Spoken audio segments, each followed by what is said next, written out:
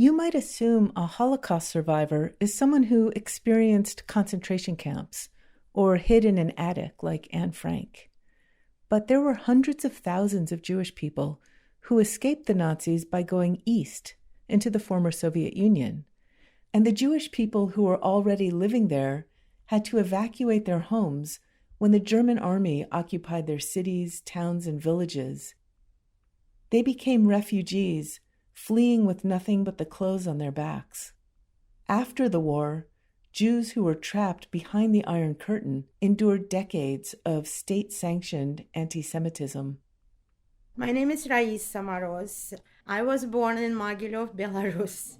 As a Jew in the Soviet Union, she was barred from certain jobs and passed over for promotions. It was government policy to treat Jews as second-class citizens. People on the streets would say, just leave. It's not your place. Your place is at Tel Aviv. My brother, he went to get bananas for his son. And policemen stopped him and asked him to provide his passport. And he provided the passport, and in our passport it said that he's Jewish. And he was punched just because he's Jewish. The Soviet Union collapsed in the early 1990s. There was a mass exodus of Jews. Jewish Family and Children's Services of Southern Arizona resettled more than 1,000 Jews from the former Soviet Union, including Moroz and her extended family. She started working for the agency, and it was there, at the age of 33, that she learned about the Holocaust. I didn't know the word Holocaust until we came here. There were no awareness in the Soviet Union about Holocaust. We knew that Russians were killed during the war. We never knew that war was against the Jewish people. And many of the people who were in concentration camps or fled would not even talk about it or would not provide this information to anybody, including their friends and family members, because they were too scared. People would go to the prison because they would be called as Nazis helpers if somebody would know that they were captured somewhere. Jewish Family and Children's Services receives funding provided by the German government to offer home care and other services to Holocaust survivors. And I saw Holocaust survivors come into the agency. So I actually went to the COO of Jewish Family at that point, and I said, why we have all these Holocaust survivors from all over the world, but we are not providing any services for Holocaust survivors from former Soviet Union? And she was like, is there such a thing as Holocaust survivors from former Soviet Union? According to the German government, there is. They define Holocaust survivor as a Jew who lived in territories occupied by the Nazis during World War II. This question was a personal one for Moroz. 1943 год. Что еще? So my dad, Oyster Kvartovsky, he was born in Kizel. It is part of Russia. It's where his family evacuated. В Польше. Vilna. Да, Вильна, вот. So his parents were both from Vilna, Poland, and they actually fled to former Soviet Union in 1939 first.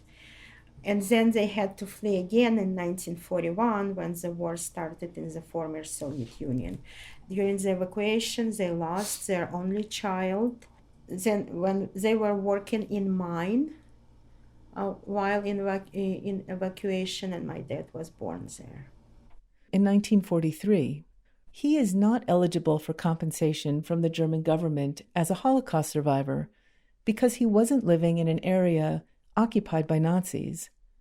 Some might say that seems like a technicality, considering how many of his family members were murdered by the Nazi regime.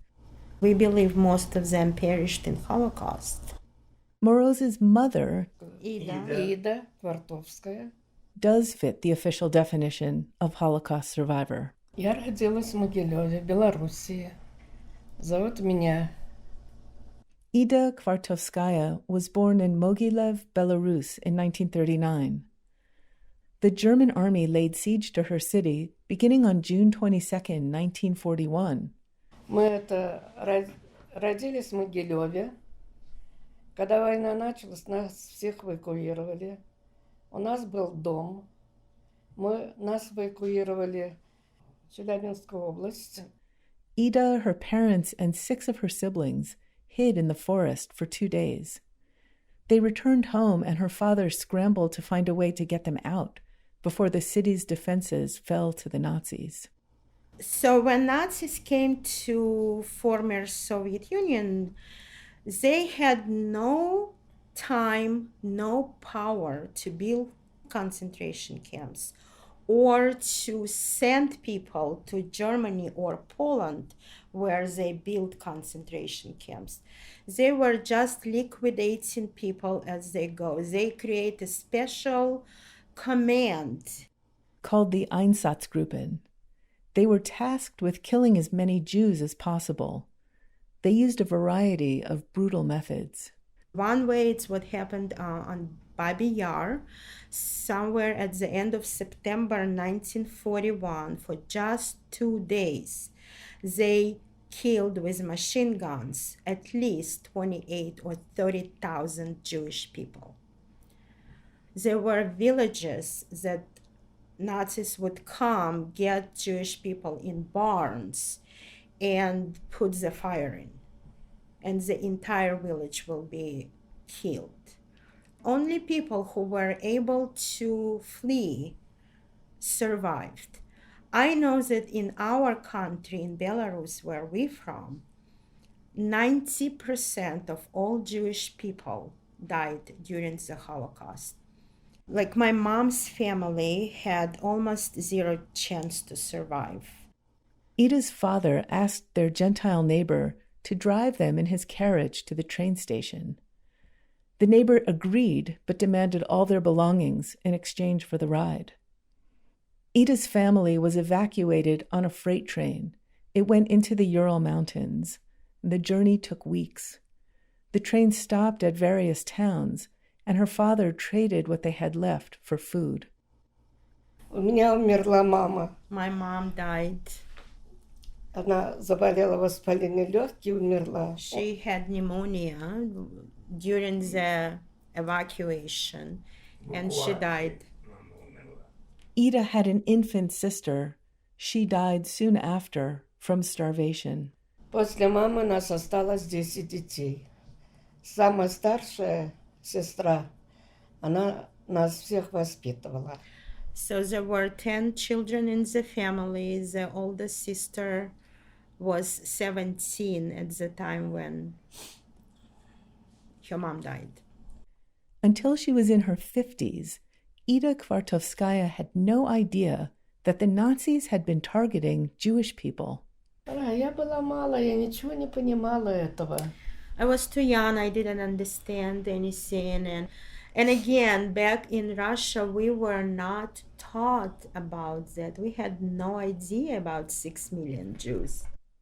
When your mother found out, did she think if we hadn't been evacuated, they would have taken me? Ты вообще знаешь, что во время войны погибло 6 миллионов? Все это думается. Все думается, особенно когда не спишь, все думается. She said, yes, I've been thinking about it, especially at night when you cannot fall asleep. Думается, что надо, что не надо. What are those thoughts? И что именно ты думаешь об этом? Слава Богу, что мы не были на войне. Но страшно, конечно, страшно не для себя уже, как за детей. Слава Богу, что их это миновало. Thanks God that we survived, and thanks God that our kids not in danger. It's what she thinks. She hopes it will continue to be true. There's been a rise in anti-Semitism around the country. Even in Tucson, synagogues, the Jewish Community Center, and the Jewish Museum have to employ armed guards. A 2022 survey by the Anti-Defamation League found that 85% of Americans believe at least one anti-Jewish trope. 20% of Americans believe 6 or more. This is the highest level of anti-Semitism in decades. As Rabbi Jonathan Sachs wrote, Jews cannot fight anti-Semitism alone. The victim cannot cure the crime. The hated cannot cure the hate. The only people who can successfully combat anti-Semitism are those active in the cultures that harbor it.